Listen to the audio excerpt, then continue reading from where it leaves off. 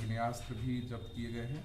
और वाहन चेकिंग भी हम लोग कर रहे हैं, जिससे यातायात संधारण के साथ साथ अपराध नियंत्रण पर भी रोक लग रही है। अगर पिछले महीने का आंकड़ा देखें तो हम लोगों ने कुल 1508 अभियुक्तों की गिरफ्तारी की है और इसमें से जो है 333 अभियुक्त जो है वो कुख्यात अभियुक्त हैं, जिसमें से लूट में 23, डकैती में 9, आर्म्स एक्ट में 4, पुलिस पर हमला में 9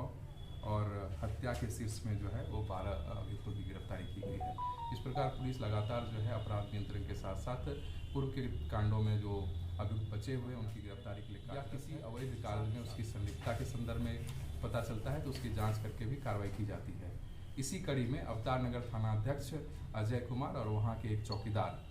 मनोज शाह की भूमिका संदिग्ध पाई गई बालू के अवैध कारोबारियों के साथ, और इसी को लेकर के जांचों उपरांत ये इसकी पुष्टि हुई और उन दोनों पदाधिकारी और कर्मी को निलंबित कर दिया गया है।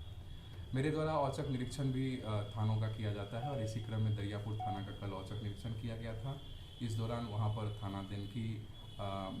की प्रविष्टि लंबित थी और साथ ही साथ आगंतुक पंजी का जो संधारण इस जिले में किया जाता है, जिसमें कि सभी को रिसीविंग भी देना है, इस कार्य को भी ओडी पदाधिकारी नहीं कर रहे थे और उनके द्वारा कोई उसके लिए संतोषजनक जवाब भी नहीं दिया गया,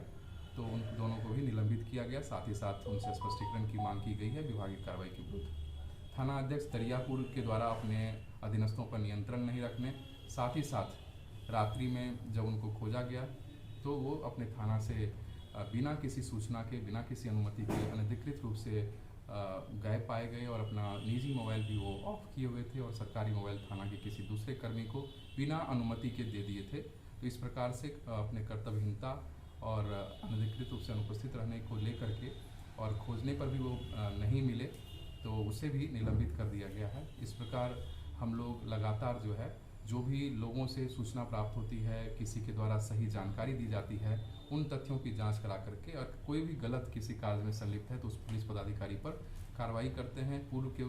दिनों में भी आपने देखा होगा कि पिछले वर्ष भी और इस साल भी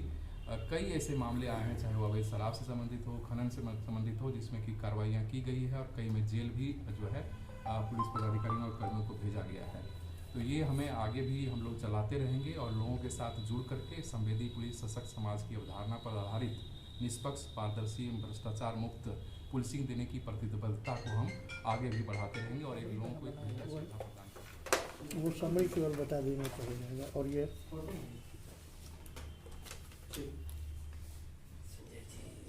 सर क्या उपलब्धि रही है? देखिए, साप्ताहिक प्रेस कॉन्फ्रेंस में आप सभी का स्वागत है और इस सप्ताह जो महत्वपूर्ण उपलब्धियां हुई है उसके बारे में विस्तृत प्रेस विज्ञप्ति जारी है। मैं कुछ बिंदुओं को आपको बताना चाहूँगा, जिसमें कि पिछले एक सप्ताह में 27/10 से लेकर 2/11 तक